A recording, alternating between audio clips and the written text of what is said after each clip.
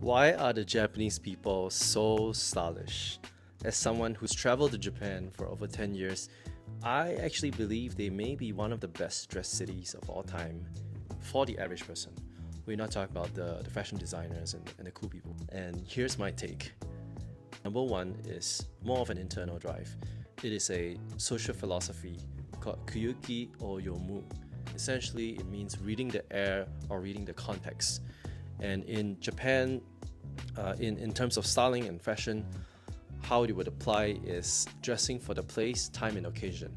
Even in different districts in Japan, for example, Shibuya, you would expect to see more of the city boy aesthetic.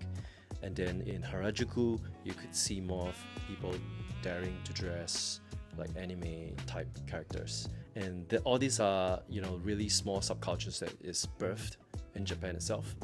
And of course, there are other small details that you could really see even in different cities. For example, if you go to Europe during spring weather, a lot of people are wearing long coats, whereas in Japan, they are wearing more technical puffer jackets.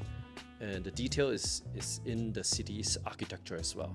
In Tokyo, it's very dense, and even though it's tall buildings, but there's not a lot of negative space. So if someone were to wear long coats, it is firstly not very mobile to go around. Secondly, a long coat has a lot of visual weight, which means it doesn't stand out as well as being in Paris, where there is a lot of open spaces, old historical buildings that is like made of bricks. And in that case, it will look really beautiful. It will look suitable for the occasion and the context. This is the internal pull, and for them, dressing to the context means you understand the culture, you respect the other people around there, and you also maintain the harmony. Another thing why they also appear stylish is because of the kind of pieces that they choose. And that leads me to my second point, which is Kodawari, the endless pursuit of perfection or craftsmanship, essentially. Like a sushi master doing 80 years and still working on their art. There is a high emphasis on that, which is why most people would try to buy something that's of very, very high quality, that someone else has spent their entire life dedicated to figuring out how to make the best ever version of that thing, and then they will wear it to the ground. Because of that, there is also less people buying poorer quality fabrics and materials, although they can simulate the look.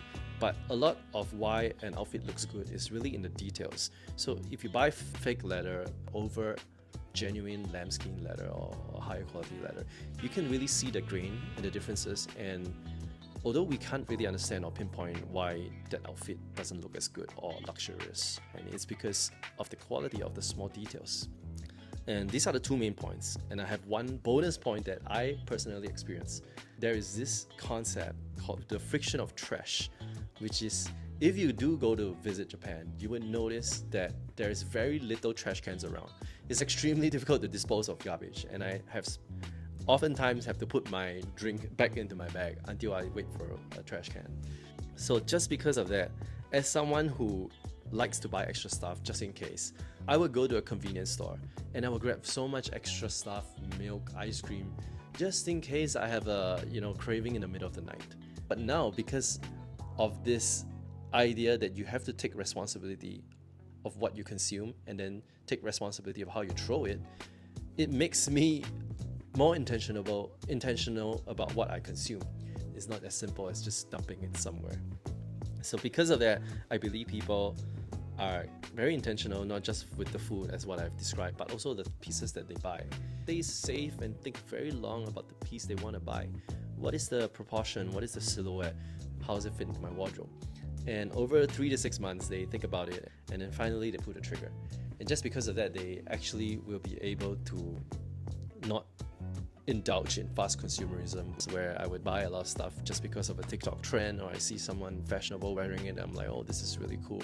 I buy it and I end up only using it for 3 times. Lifetime.